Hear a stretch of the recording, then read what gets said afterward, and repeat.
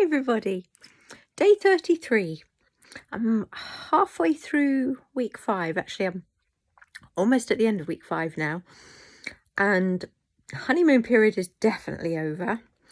I'm coming to my first set of injections whilst on plan. For those of you who don't know, I have a condition called hemicrania continua, which means I have continuous, very severe head pain that has to be managed with injections that I have every 12 weeks and oral pain meds. And I've got it for the rest of my life, and I will have this treatment for the rest of my life.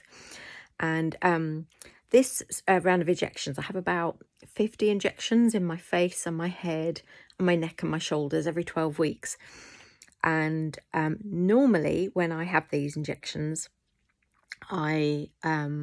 it's a time when I have to have the week off afterwards, off work, because it makes my pain really flare up, weirdly, for the week afterwards. And my pain is very how's the best way to describe it?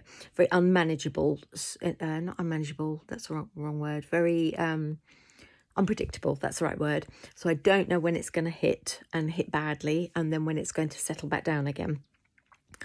So I've really been quite nervous about how I'm going to manage being on plan at this time. I'm not going to come off plan at all, in the sense of I'm not going to be tempted to eat. It's not that. It's just normally off plan. What I do is I really it's not that I treat myself with food, but so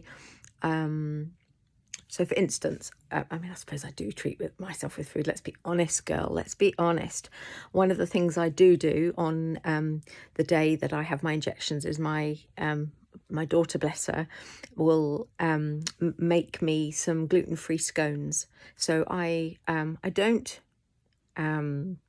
eat a lot of unhealthy foods, but on the day of my injections, I always allow myself to have some gluten-free scones. So I manage my eating very carefully.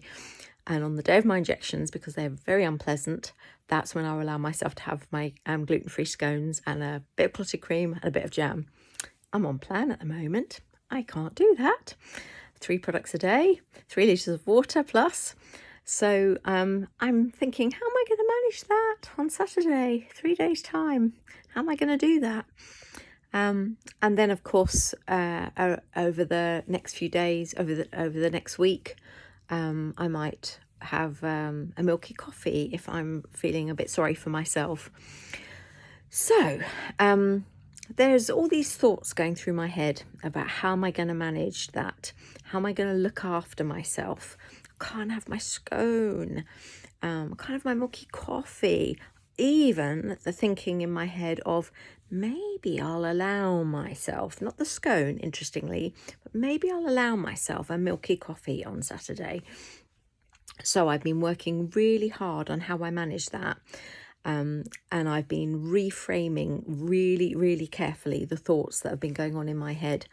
So rather than the feeling sorry for myself, I have been working really hard on the you have come so far, you've lost. So last time I jumped on the scales, I haven't jumped on the scales since last Sunday. So I've lost 11 pounds in 4 weeks. So I have been saying to myself, you've lost 11 pounds in 4 weeks. You are not going to break all your hard work now just because you've had these injections. So that is not a reason to go and have a scone, have a coffee, to just think how you would feel in a week's time, having got this far, to just because what will that help? How will having the scone and the coffee or anything else you think about having, how will that help? That won't help. If you need to go and do something to help with the pain, go and do something that's going to really help, because that isn't going to help. So go and do some weeding in the garden, go and do some knitting, which is proven, that's actually proven to go and doing something like that distracts your brain from by using a different part of your brain. If anyone does have any pain conditions, by the way, Googling Lorimer Moseley, this is real cutting edge research into pain management. Lorimer Moseley is, I'm not sure what country he comes from. I'm learning this on my CBT course at the moment that I'm doing for people with chronic long-term health conditions. This is someone who's doing some research into managing pain. That might help.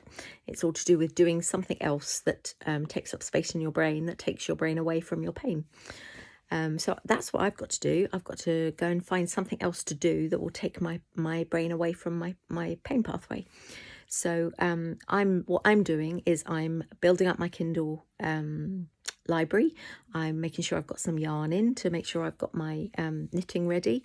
I am making sure that I've got some small plants that I can plant, because at the moment I'm still suffering with my shoulder rotator cuff injury, so I'm still got a bit of pain with that. But I'm making sure that over the next few days my kids have got compost in little buckets that I can manage with my good hand, and I've got getting a trowel out and small plants that I can plant out, doing some weeding, things that I can manage to manage my pain in good ways, that don't lead me to eat. So it's all about managing yourself and looking forwards to the things that might be tricky for you to help you manage at times that are going to be, it's anticipating problems, I guess, isn't it? And helping yourself along the way.